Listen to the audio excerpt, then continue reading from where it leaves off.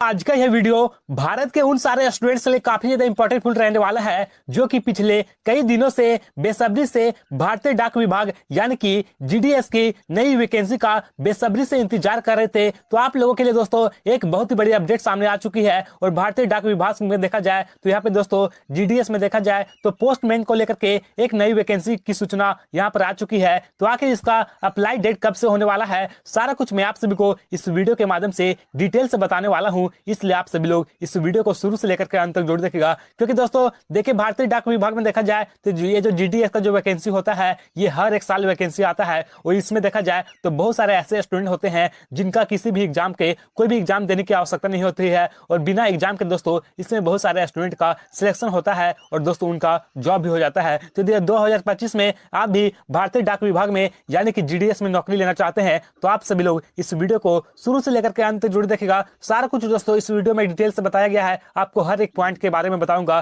कि कैसे आपको फॉर्म को फिलअप करना है, क्या क्या आपको आवश्यकता है, सारा कुछ मैं आप सभी को इस वीडियो में बता दूंगा। ठीक है, तो चलिए टाइम को वेस्ट न करते हुए आज की इस वीडियो को स्टार्ट करते हैं। तो देखिए दोस्तों जीडीएस में बात करें तो इस वैकेंसी की सबसे पहले मैं आपको बता दूं कि इसका खासियत क्या है, इसका आपको सबसे ज्यादा फायदा क्या है। ठीक है, तो देखिए दोस्तों जीडीएस एक ऐसी वैकेंसी है जिसमें बिना परीक्षा के यानी आप सभी को पता होगा कि एग्जाम देने की कोई भी आवश्यकता नहीं है, केवल 10th के आधार पर आपका सिलेक्शन होता है। यदि आप 10 में किसी भी स्कूल से यदि आप 10th पास कर लिए किसी भी बोर्ड से, चाहे आप भारत के किसी भी राज्य से इस वीडियो को देख रहे हैं, तो यदि आप 10th पास कर लिए हैं तब इसका फॉर्म आप आसानी से भर सकते हैं। ठीक है, कोई भी यहाँ पे क्राइटेरिया नहीं मांगा जाता है, बस 10th के आधार पर जीडीएस में सभी स्टूडेंट का सिलेक्शन होता है। ठीक है, बिना दौड़ यानी दोस्तों कोई भी दौड़ वगैरह नहीं होगा। रनिंग वगैरह की बात करें तो रनिंग वगैरह कुछ भी नहीं मांगा जाता है। बिना इंटरव्यू यानी कि इंटरव्यू भी देने की आवश्यकता नहीं है। बहुत सारे ऐसे वैकेंसियां होती है जिसमें इंटरव्यू होता है, लेकिन जीडीएस में देखा जाए तो इंटरव्यू देने की कोई भी आवश्यकता नहीं। ठीक है, बिना टाइपिंग यानी दोस्तों टाइपिंग वगैरह कुछ भी नहीं मांगा जा रहा है,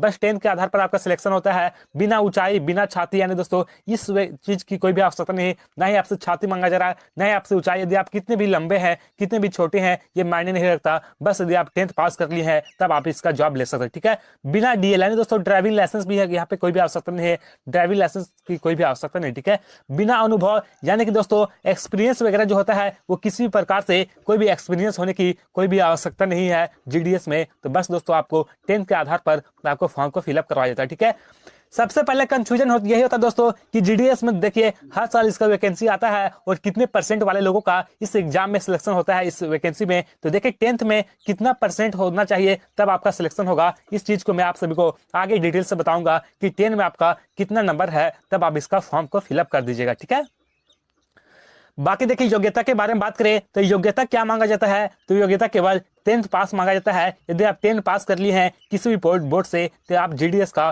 फॉर्म को फिलअप करके 2025 में भारतीय डाक विभाग में इसका जॉब ले सकते हैं। ठीक है, बाकी देखिए इसकी उम्र के बारे में बात करें कि कौन लोग इसका फॉर्म को फिलअप कर सकते हैं, तो उम्र सीमा की बात करें दोस्तों तो देखिए एज जो होता है जीडीएस का यदि आप फॉर्म को फिलअप करना चाहते हैं तो कम से कम 18 वर्ष से लेकर के 40 वर्ष तक यदि आपका उम्र है तब आप आसानी से इसका फॉर्म फिलअप कर सकते हैं। ठीक है, बाकी देखिए यहाँ पर अलग अलग कैटेगरी में अलग अलग छूट भी दिया जाता है। यदि आप ओबीसी जनरल या फिर ईडब्ल्यूएस कैटेगरी से आते हैं तो आपको यहाँ पे एज में 3 साल का एक्स्ट्रा छूट मिल जाएगा, यानी कि 18 और से देखा जाए 40 वर्ष में तो 40 + 3 यानी 43 वर्ष तक जिनका भी उम्र है आप फॉर्म को फिलअप कर सकते हैं। ठीक है, बाकी देखिए एससी और एसटी कैटेगरी से आते हैं आप तो यहाँ पर आपको 5 साल का एक्स्ट्रा छूट मिलेगा, यानी कि 40 और 5 45 साल तक यहाँ पे जितने भी लोग हैं इसका फॉर्म को फिलअप कर सकते हैं। तो जीडीएस में देखा जाए तो एज दोस्तों यहाँ पे बहुत ही अच्छी एज मांगा गया है, एज में कोई भी कमी होने वाला नहीं। ठीक है, एज में यहाँ पे एज में बहुत ही ज्यादा छूट दिया गया। ठीक है, बाकी देखिए जीडीएस में देखा जाए तो यदि आप फॉर्म इसका फिलअप करना चाहते हैं तो फी के बारे में बात करें तो कितना रुपया फी लगता है, तो फी दोस्तों 100 रुपये लगता है। ठीक है, यानी कि 100 रुपये आपको फीस लगेगा।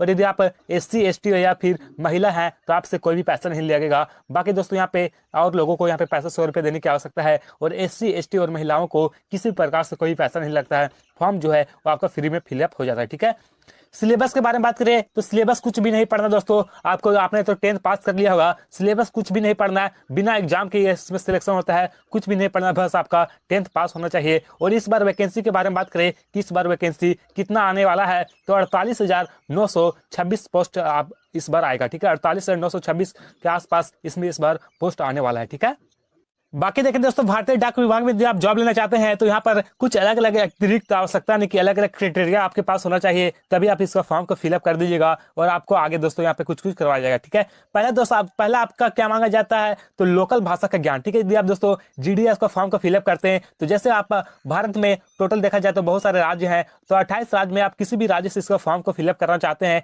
तो आप जिस भी राज्य से इसका फॉर्म फिलअप कीजिएगा वहां का आपका लोकल लैंग्वेज यानी कि जो वहां का भाषा है उस भाषा का आपका ज्ञान होना काफी ज्यादा इंपॉर्टेंट है, तभी आप इसका फॉर्म को फिलअप कर सकते हैं। ठीक है, देखिए मान के चलिए आप इस वीडियो को झारखंड से देख रहे हैं और यदि आप चाहते हैं कि हम पश्चिम बंगाल में वहां का कट ऑफ थोड़ा सा हाई कम जाता है तो वहां से यदि आप फॉर्म को फिलअप कीजिएगा तो आपको बंगाली आना चाहिए। ठीक है, बंगाली आपको आएगा तभी आप फॉर्म को फिलअप कर सकते हैं, क्योंकि देखिए दोस्तों आपका जब जॉब हो जाएगा तो वहां पे आपको लोकल लैंग्वेज समझ में नहीं आएगा, तब वहां पे बहुत ज्यादा दिक्कत हो जाएगा। इसलिए यहाँ पर लोकल लैंग्वेज का ज्ञान होना काफी ज्यादा इंपॉर्टेंट है, तभी आप भारतीय डाक विभाग में फॉर्म को फिलअप कर दीजिएगा। ठीक है, लेकिन दोस्तों अभी आपको बता दें कि आप इस जैसे किसी भी राज्य से आप वीडियो को देख रहे हैं, आप अपने राज्य से भी फॉर्म को फिलअप कर सकते हैं। अपने राज्य से अलग अलग कैटेगरी में वहां पे देख सकते हैं, फॉर्म को फिलअप कर दीजिएगा और आपको उस राज्य का भाषा तो आपको पता ही होगा। ठीक है, बाकी देखिए अगला क्राइटेरिया तो साइकिल चलाना आना चाहिए। दोस्तों साइकिल चलाना इसलिए मांगा गया है क्योंकि देखिए दोस्तों पोस्टमैन में होता है तो यहाँ पे दोस्तों जो डाक होता है वो कभी इधर उधर पहुंचाना होता है, तो साइकिल चलाना आना चाहिए। ये कोई भी क्राइटेरिया नहीं, ठीक है, ये थोड़ा सा आपको लिख दिया गया वहाँ पे डॉक्यूमेंट्स में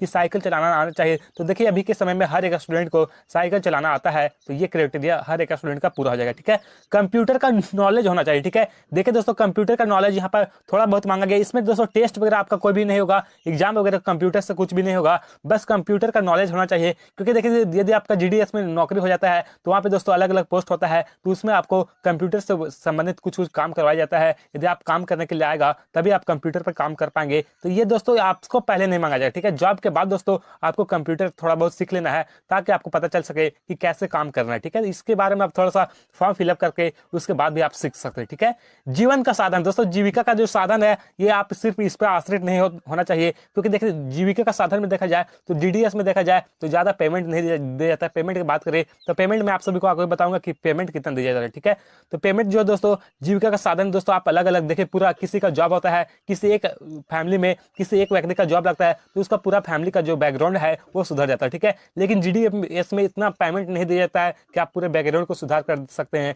तो इसके अलावा आप अलग एग्जाम भी क्लियर करके आप अलग एग्जाम भी निकाल सकते हैं, तब जब तक आपका जॉब नहीं हो जाता। ठीक है, बाकी देखिए अगला पॉइंट की बात करें तो 10th में मैथ और इंग्लिश होना जरूरी। दोस्तों 10th क्लास में यदि आपका मैथ और इंग्लिश है तभी आप इसका फॉर्म को फिलअप कर सकते हैं। तो देखिए 10th में हर एक स्टूडेंट का मैथ और इंग्लिश होना इंपॉर्टेंट है और हर एक स्टूडेंट का मैथ और इंग्लिश होता ही है। ठीक है,